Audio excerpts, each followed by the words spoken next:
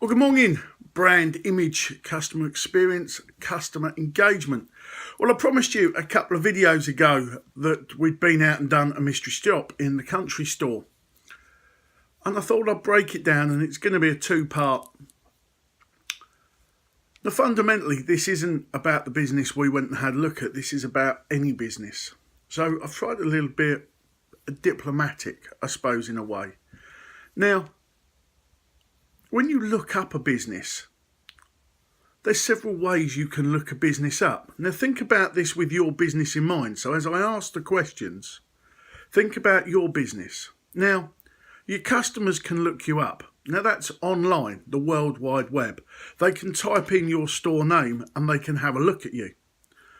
But what else can the customer do to look you up? They can look at your feedback. They can ask other people, word of mouth. But the other thing they can do now is they can go onto Google and they can street find you. So they can find you on a map, so they can actually visually see the outside of your store. They can see where it is. So if they're looking for a postcode, say it's the next town for argument's sake, and they're going to make a journey to come and see you. They've looked at your website, which might be one colour. They're going to look at your branding, which might be a colour. And then they're going to go onto Google Maps and find where the store is in the street. So visually, this customer knows so much about you, but you know nothing about the customer. So let's take that. I ask you the question, what does your business look like? Now, when I ask you what your business looks like from this mystery shop, what's the street look like? What's the shop premises look like? What's the visual window on the world look like? What does your website look like? So all of that must be inviting to have the customer come in. So that's your first question. What do you look like? And obviously then we talk about what you sound like. What's the feedback? What is the word of mouth, not necessarily on the store, but on the product and where to find it. So all of this is done before the customer arrives. So that when the customer arrives, like I did and the team did for our mystery shop, we know what we're looking for. We know where the store is. We know what the front of the store looks like. We know the colours. We know the brand. We can see whether it all matches. First impressions. So then when we walk into the store, we're looking at a version, in theory, of a website we've just seen. We're looking for what you tell us. So if you tell us it's clean, crisp, later, state-of-the-art products, top range, everything's this, everything's that, everything's in neat arranged orders, and we don't see that, there's going to be a problem. There's going to be a conflict in our mind. So you've done well to get the customer there, but now you've got the customer in. Your first impressions, are they going to spend money? Have you got your products front and central?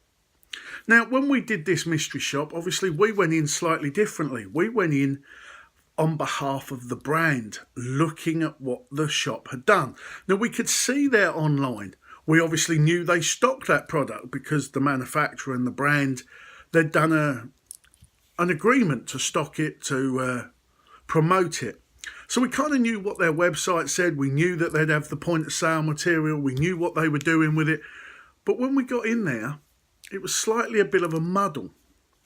And in that respect, we kind of got to ask yourself now, when you've done a deal with these products and you've been out and bought these products that you've put on your website and you're telling people you've got, the bit in your shop, the bit in your store has got to match, has got to showcase them. You can't have stuff laying on the floor in a higgledy-piggledy jumble.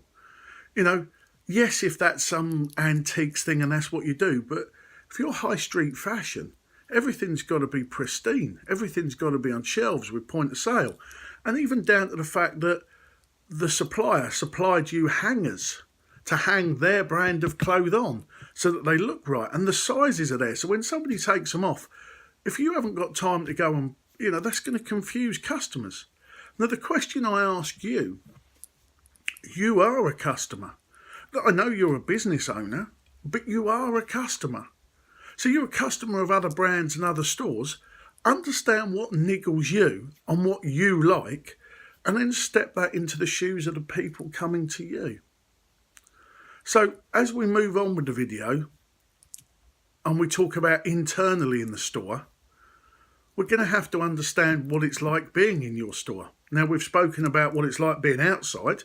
So you've set an image, you've set a presence, you've set a website, you've set a feedback, you've set a Google Streets, you might have a lovely bay window, you might have a lovely shop front, you might have lovely parking.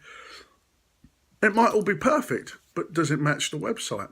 And does it match when you enter? Now, as we talked about earlier in one of the just more recent videos, the World Wide Web, the window on your world. People can see and hear and feel so much about your store before they even become a customer. Now, I said many years ago, I did a talk, I did a lecture up on a stage, and we talked about a particular golf club where you could drive past the main dual carriageway and see the golf club. And then when you went into the golf club, it was phenomenal. It was absolutely amazing. But I worked with them and they said, we've got no customers. We've got our normal golfers. And I said, no. You have to realise where your customers are. They're up on the bypass. They're up on the dual carriageway. Well, what do you mean by that? I said, well, they're driving past. They're seeing the signs. The grass isn't cut. Well, that's not our grass. That's the council's. I said, get that. We'll talk to the council because it's affecting your business. So fundamentally, the outside of your business is as kind of, it's the window. It's the bit that's the most kind of, I can see it on Google Maps. I can see your business as I drive past it. So you might not even know your customer and they're driving past on a bypass or a side street and they happen to see it. And if it's the colours, it's everything. So just have a think about the outside of your business, what your business looks like. And we'll talk in the next video about what your business sounds like and the feedback and how to improve that. But just bear in mind, your business can be seen, but you don't know who's looking.